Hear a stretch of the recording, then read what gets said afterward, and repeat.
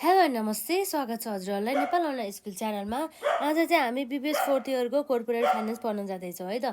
र आज पनि हामी चाहिँ जुन च्याप्टर 2मा रहेर चाहिँ पार्ट 3मा जुन विशेष गरी चाहिँ हाम्रो मनी मार्केट र क्यापिटल मार्केट बिचको भिन्नता र साथै चाहिँ हाम्रो चाहिँ यो जस्तै हाम्रो फाइनेन्सियल इन्टरमिडिएरिजहरू भनेर हामीले पढिसकेका थियौँ, जुन हाम्रो फाइनेन्सियल इन्भाइरोमेन्ट अन्तर्गत र त्यो जुन हाम्रो फाइनेन्सियल इन्टरमिडिएरिज जसलाई हामीले के पनि भन्न सक्छौँ भन्दाखेरि फाइनेन्सियल इन्स्टिट्युसन पनि भन्न सक्छौँ हो। ती फाइनेन्सियल इन्स्टिट्युसन अथवा फाइनेन्सियल इन्टरमिडिएरिजहरूको हामी यसको प्रकारहरू अथवा टाइप्सहरूको बारेमा पनि हामी हल्का हेर्छौँ है त। र यसपछि हाम्रो यदि केही कन्सेप्ट अरू बाँकी छ भनेदेखि त्यसलाई पनि हामी कभर गर्दै जान्छौँ।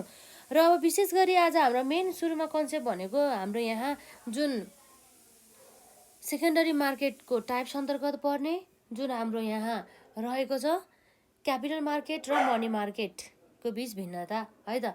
जस्तै हामीले यसभन्दा अहिलेका क्लासमा चाहिँ विशेष गरी हामीले पढेको भनेको थियो प्राइमरी मार्केट र सेकेन्डरी मार्केट बिच भिन्नता। र जुन हाम्रो सेकेन्डरी मार्केटलाई चाहिँ यसरी दुईवटा भागमा विभाजन गरेको थियो है त।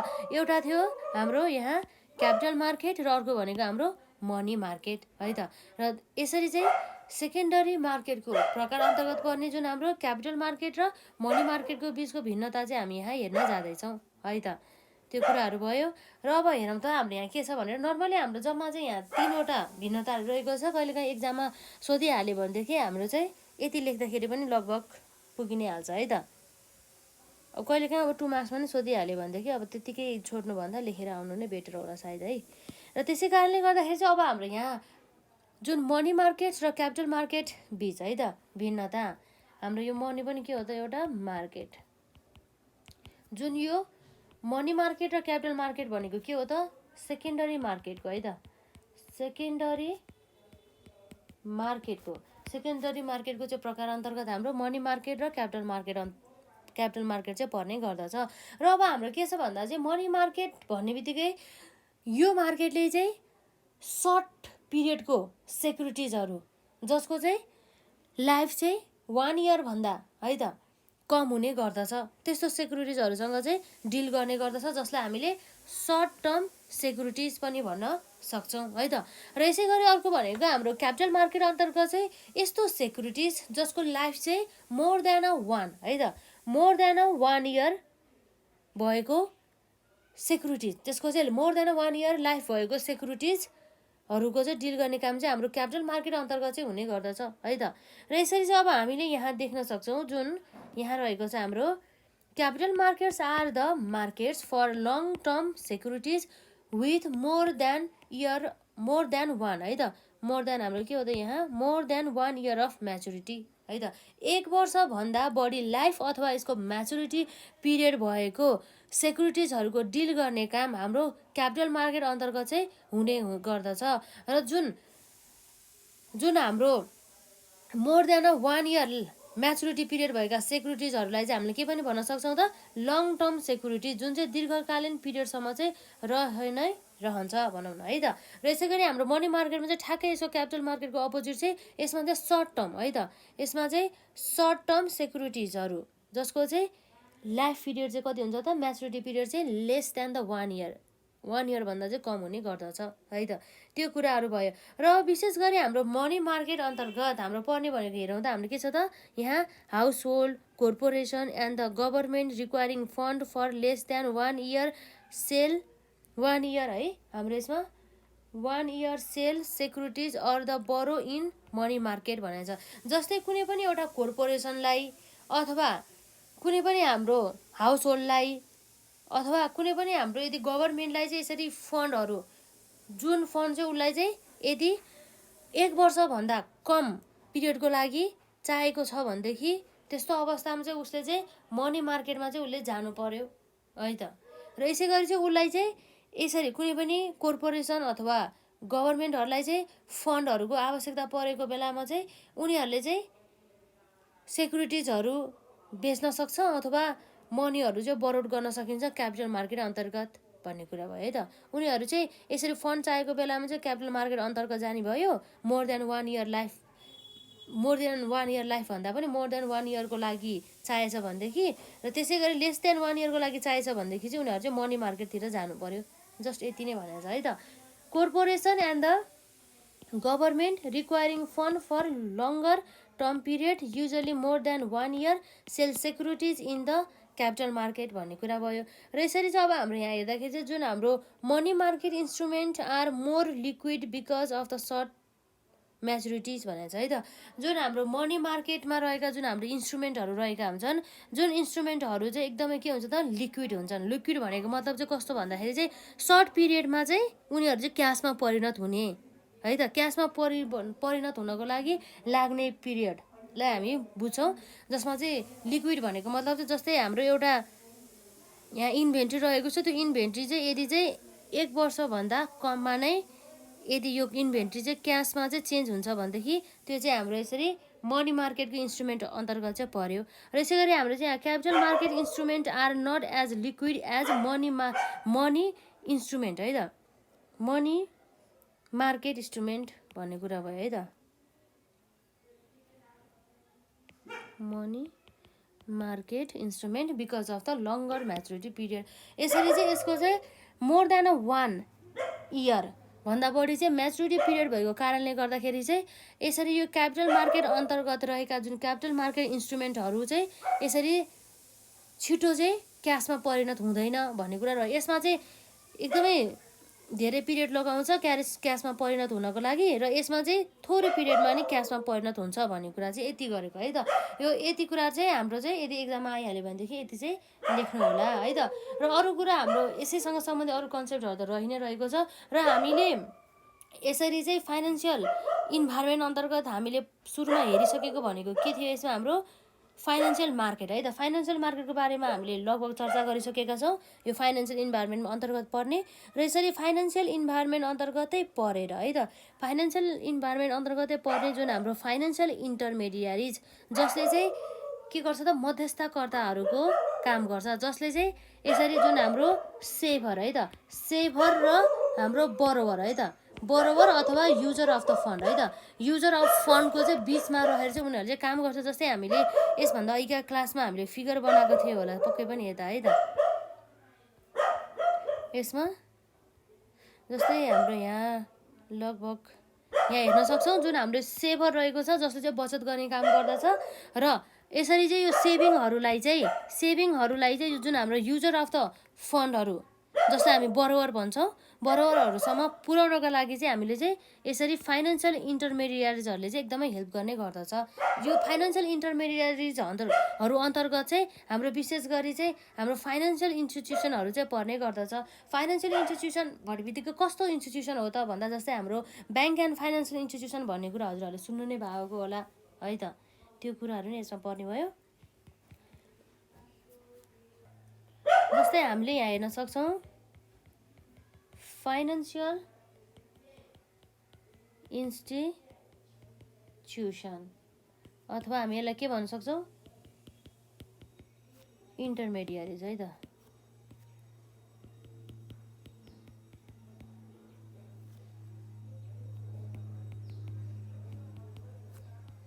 इन्टरमेडियरिजहरू चाहिँ हुने गर्दछ। अब यसमा हाम्रो जुन फाइनेन्सियल इन्स्टिट्युसन अथवा इन्टरमेडियरिजहरू अन्तर्गत चाहिँ विशेष गरी चाहिँ हामी डाइरेक्ट यसमा चाहिँ टाइप्स अन्तर्गत पनि पुग्न सक्छौँ। अब जुन हाम्रो फाइनेन्सियल इन्स्टिट्युसन भन्ने बित्तिकै मध्यस्थकर्ता, जसले चाहिँ यसरी अघि हामीले हेरिसक्यौँ जुन हाम्रो फाइनेन्सियल इन्टरमेडियरिजहरू काम भनेको के हो त, मध्यस्थकर्ता बिचमा बसेर चाहिँ काम गर्ने है त, जसको बापत चाहिँ उनीहरूले कमिसन लिने गर्दछ है त। जस्तै अब हाम्रो यो भयो सेभर्स बचत गर्ने मान्छे अथवा बचत गर्ने इन्स्टिट्युसन, र यो भयो हाम्रो अर्को भनेको हाम्रो युजर अफ द फन्ड अथवा बरोबर पनि भन्न सक्छौँ हो। यसरी चाहिँ यो सेभरले सेभिङ गरिएको जुन अमाउन्ट अफ मनी हुन्छ, यसरी डाइरेक्ट भन्दा पनि यो जुन हाम्रो युजर अथवा बरोबरहरूसँग समस्या पुर्याउनको लागि चाहिँ हाम्रो हेल्प कसले गर्ने गर्दछ, यो फाइनेन्सियल इन्स्टिट्युसनले हेल्प गर्ने गर्दछ यसले है त। यसले चाहिँ यससँग डिल गर्छ, यससँग डिल गरिसकेपछि यहाँ आउँछ, त्यसपछि यसले चाहिँ यसरी जुन हाम्रो यससँग डिल गर्ने गर्दछ है त। यहाँ के भएछ, यताबाट चाहिँ यसको हाम्रो क्यास इन्फ्लो हुन्छ र यताबाट चाहिँ हाम्रो के हुन्छ त क्यास आउटफ्लो, क्यास चाहिँ जाने गर्दछ। कसलाई जान्छ भन्दा यो युजर अथवा हाम्रो बरोबरहरूलाई चाहिँ दिने गर्दछ त्यो जुन सेभिङ गरेको है त। यहाँ बचत भयो। बचतलाई चाहिँ हाम्रो लगानीमा परिणत गर्ने मुख्य भूमिका भनेको हाम्रो यो फाइनेन्सियल इन्स्टिट्युसन अथवा इन्टरमिडियरिजहरूको चाहिँ हुने गर्दछ है त। र अब यसपछि अब हामीले यसरी विशेष गरी जुन हाम्रो फाइनेन्सियल इन्स्टिट्युसन अथवा इन्टरमिडियरिजहरूलाई चाहिँ दुईवटा प्रकारमा चाहिँ हामी विभाजन गर्न सक्छौँ है त। जस्तै हाम्रो यहाँ रहेको छ जुन हाम्रो फाइनेन्सियल इन्स्टिट्युसन रहेको छ है त, यो भयो फाइनेन्सियल इन्स्टिट्युसन। र यो फाइनेन्सियल इन्स्टिट्युसनलाई चाहिँ हामीले के गर्छौँ त, यसरी दुईवटा भागमा विभाजन गर्न सक्छौँ। एउटा भनेको हाम्रो डिपोजिटरी इन्स्टिट्युसन है त, डिपोजिटरी इन्स्टिट्युसन, र अर्को भनेको चाहिँ हाम्रो नन डिपोजिटरी है त, नन डिपोजिटर है त, डिपोजिटरी इन्स्टिट्युसन। यसरी चाहिँ हाम्रो एउटा चाहिँ डिपोजिटरी इन्स्टिट्युसन र अर्को भनेको हाम्रो नन डिपोजिटरी इन्स्टिट्युसन गरेर चाहिँ हाम्रो दुईवटा है त, दुईवटा भागमा चाहिँ हामीले यसरी फाइनेन्सियल इन्स्टिट्युसन अथवा इन्टरमिडियरिजहरूलाई चाहिँ हामीले विभाजन गर्न सक्छौँ। जुन डिपोजिटरी इन्स्टिट्युसनहरूले चाहिँ विशेष गरी चाहिँ के गर्छ त, जेनरल पब्लिकबाट अथवा कुनै पनि इन्स्टिट्युसनहरूबाट चाहिँ फन्डहरू चाहिँ कलेक्ट गर्छ। उनी जस्तै त्यो जेनरल पब्लिकहरूले डिपोजिट गर्छ नि त यो डिपोजिटरी इन्स्टिट्युसन अन्तर्गत। यो जुन हाम्रो डिपोजिटरी इन्स्टिट्युसन अन्तर्गत पनि पर्ने भनेको हाम्रो के हो त, नम्बर 1 मा कमर्सियल ब्याङ्क है त,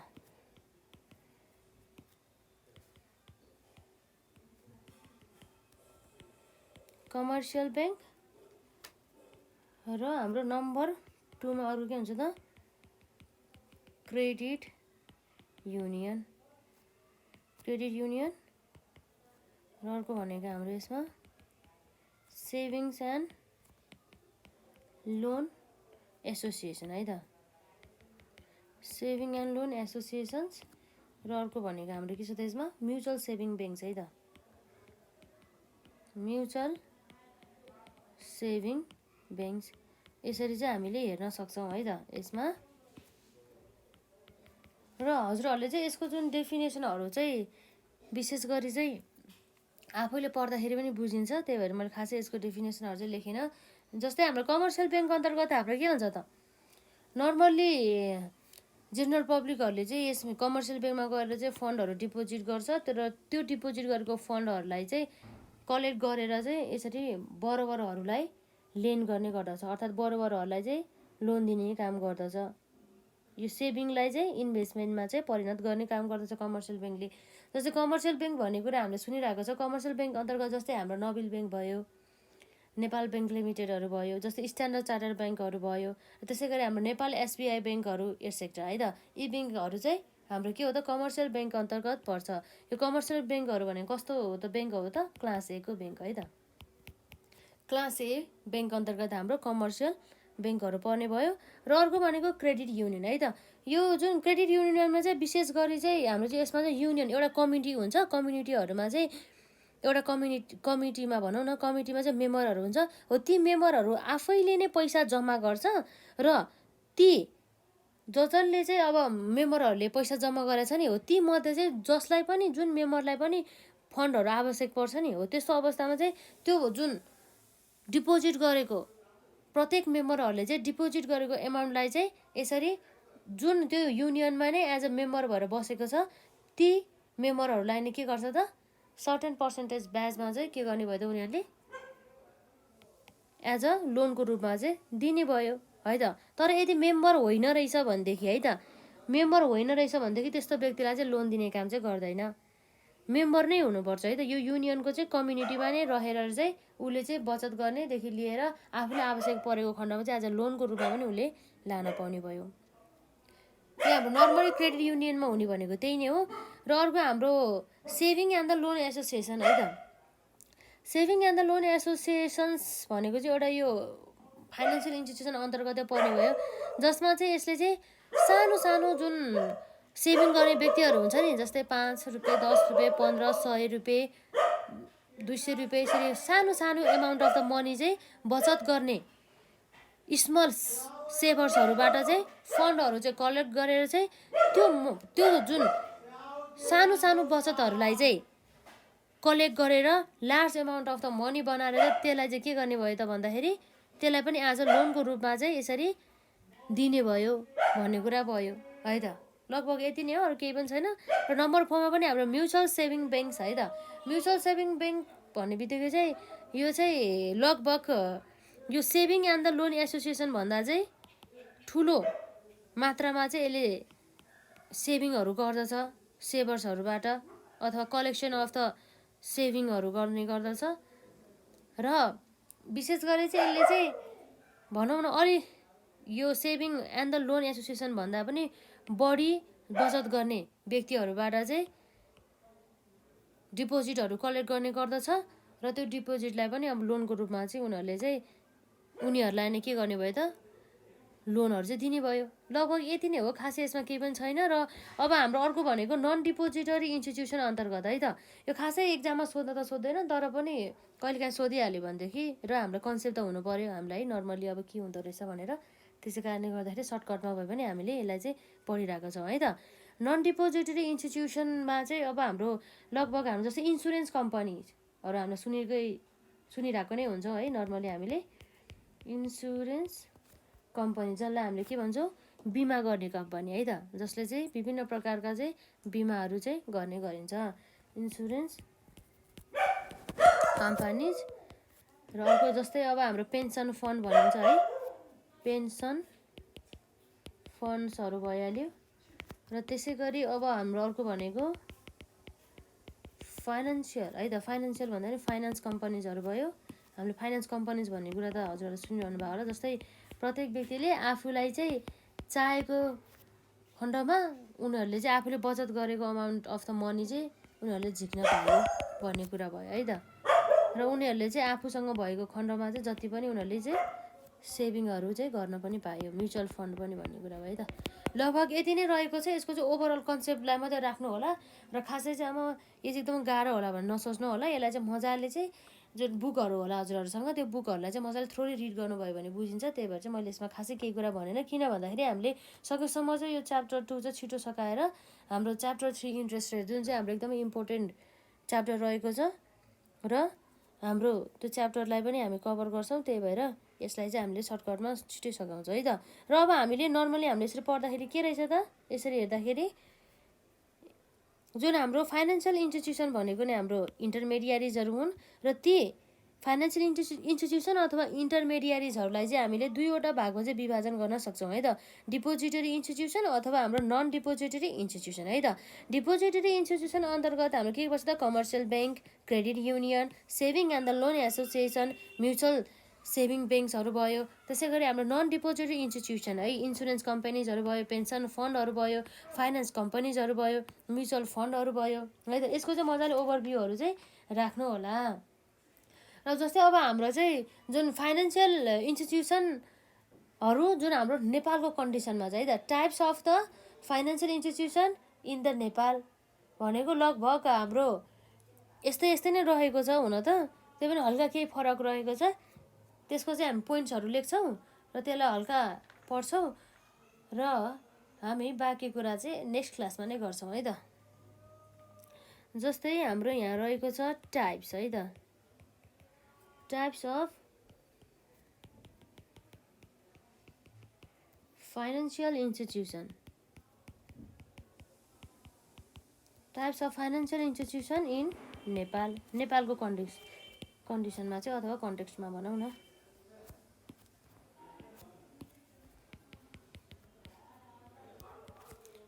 जस्तै हाम्रो यसमा पनि हुने भनेको नम्बर एमा चाहिँ डिपोजिटरी फाइनेन्सियल इन्स्टिट्युसन अथवा फाइनेन्सियल इन्टरमेडिएरिज है त। यसमा चाहिँ नझुकिनु होला। डिपोजिटरी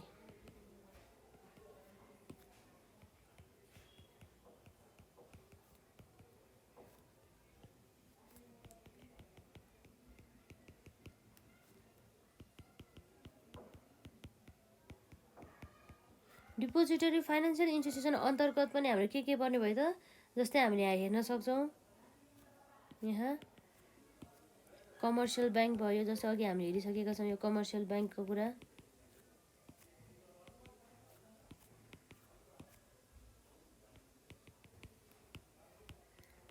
कमर्सियल ब्याङ्क्सहरू है त।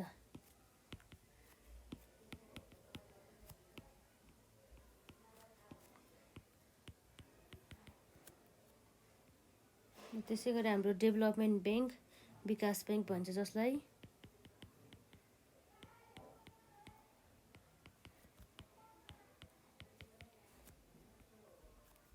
र त्यसै गरी हाम्रो फाइनान्स कम्पनीजहरू, र त्यसै गरी अर्को भनेको हाम्रो माइक्रो है त, माइक्रो फाइनान्स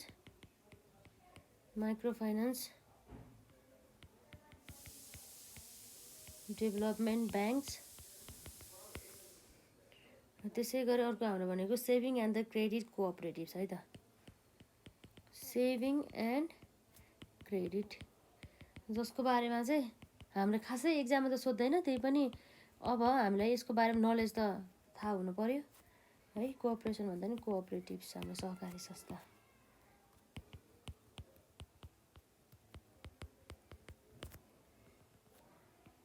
र यसै गरी अर्को भनेको हाम्रो एनजिओ है त,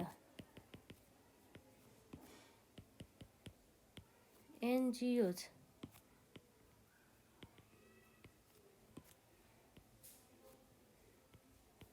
एनजिओज एन्ड के हो त हाम्रो माइक्रो फाइनान्स है त, micro finance self help group भन्ने कुरा भयो। यसरी हेर्न सक्छौँ है त। यसको चाहिँ जुन नामहरू चाहिँ याद गर्नु होला, र हजुरहरूसँग बुक नै होला, बुकमा पनि यसरी म थ्रुली रिड गर्नु होला। र यदि थ्रुली रिड गर्दा पनि यसले भन्न खोजेको के हो भनेर बुझेन भनेदेखि चाहिँ कमेन्ट सेक्सनमा राख्नु होला। हामीले यसै कुनै पनि एउटा पार्टमा चाहिँ यदि हजुरहरूको डिमान्ड आयो भनेदेखि चाहिँ त्यस्तो अवस्थामा चाहिँ हाम्रो यसलाई पनि डिलिङ गरौँला है त। अहिले चाहिँ हाम्रो खासै यसमा इम्पोर्टेन्ट पनि छैन हुन त, तर अब हामीलाई थाहा त हुनु पऱ्यो नि त, कमर्सियल ब्याङ्क हुने रहेछ, डेभलपमेन्ट ब्याङ्क हुने रहेछ, जसले चाहिँ जसलाई चाहिँ हामीले डिपोजिटरी फाइनेन्सियल इन्स्टिट्युसन भन्दो रहेछ नेपालको कन्टेक्स्टमा है त। त्यो कुराहरू पर्ने भयो। र यसै गरी अर्को भनेको हाम्रो नम्बर बीमा चाहिँ नन डिपोजिटरी फाइनेन्सियल इन्स्टिट्युसन है त, नन डिपोजिटरी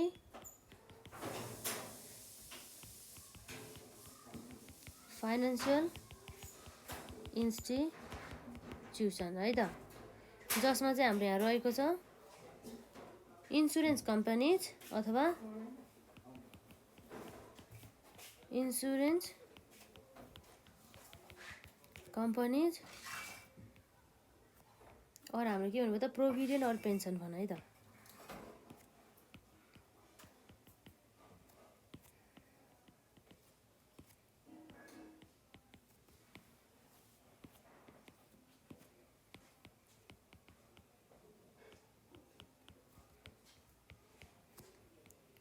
र अर्को भनेको हाम्रो के म्युचुअल फन्ड है त, म्युचुअल फन्ड।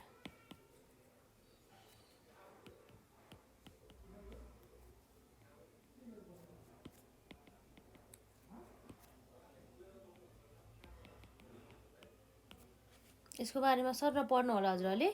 यसमा जस्तै हाम्रो लगभग एउटा नै रहेको छ, insurance companies, provident pension fund अथवा हाम्रो म्युचुअल फन्ड। यति भइहाल्यो। यसलाई मजाले थ्रोली रिड गर्नु होला बुकमा। यदि पढ्दाखेरि पनि बुझेन भनेदेखि चाहिँ कमेन्ट सेक्सनमा राख्नु होला। त्यसपछि यसैसँग सम्बन्धित हामी अरू क्लास बनाउला नि त है त। र यसपछि हाम्रो अर्को मेन एक्जामको लागि इम्पोर्टेन्ट भनेको अरू नै कन्सेप्टहरू धेरै नै रहेको छ यसै च्याप्टरबाट। जस्तै यसमा चाहिँ जुन विशेष गरी चाहिँ हाम्रो जस्तै इन्भेस्टमेन्ट ब्याङ्करहरूको बारेमा, र त्यसै गरी हाम्रो ओभर द काउन्टर मार्केटको बारेमा, कहिलेकाहीँ डिफिनेसनहरू सर्टकटमा पनि सोधिरहेको हुन्छ। ओभर द काउन्टर मार्केट अर्थात् जसलाई हामीले सर्टकटमा ओटिसी भन्छौँ हो, त्यसको बारेमा पनि हामी मजाले नै पढ्छौँ हामी नेक्स्ट क्लासमा।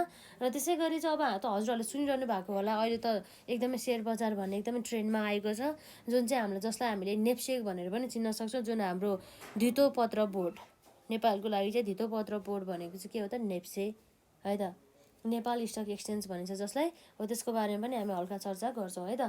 र यदि हजुरहरूलाई चाहिँ यसरी जुन सेयर मार्केटसँग केही प्रश्नहरू सोध्नु छ भनेदेखि पनि कमेन्ट सेक्सनमा राख्न सक्नुहुनेछ। केही प्रब्लमहरू छ अथवा केही क्वेरिजहरू छ भनेदेखि। र आजलाई चाहिँ हामी यति नै गरौँ न त। र यसभन्दा अघिका पार्टहरू चाहिँ मजाले कभर गर्नु होला है। एकदमै इम्पोर्टेन्ट कन्सेप्टहरू हामीले कभर गरिसकेका छौँ र पार्ट 1लाई पनि मजाले कभर गर्नु होला। पार्ट 1 भन्दा पनि हाम्रो च्याप्टर 1 का सबै पार्टहरूलाई र च्याप्टर 2 का अहिलेसम्म हामीले पढिसकेका पार्टहरू र हाम्रो जुन अर्को एकदमै इम्पोर्टेन्ट भनेको च्याप्टर 3 रहेको छ है, इन्ट्रेस्ट रेट।